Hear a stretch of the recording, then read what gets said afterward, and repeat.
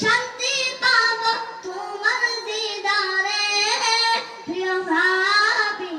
পাগলের রাখছো কেন দূরে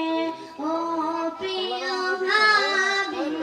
পাগলের রাখছো কেন দূরে রওজার পাশে গিয়ে আমি দেখব নয়ন ভরে রওজার পাশে গিয়ে আমি দেখব নয়ন ভরে কবে যাব সেই নবীজির রওজার কিনারে কবে যাব সেই নবীজির রওজার কিনারে প্রিয় ভাবি পাগলের রাখছো কেন দূরে ও প্রিয় ভাবি পাগলের রাখছো কেন দূরে ও প্রিয় ভাবি পাগলের রাখছো কেন দূরে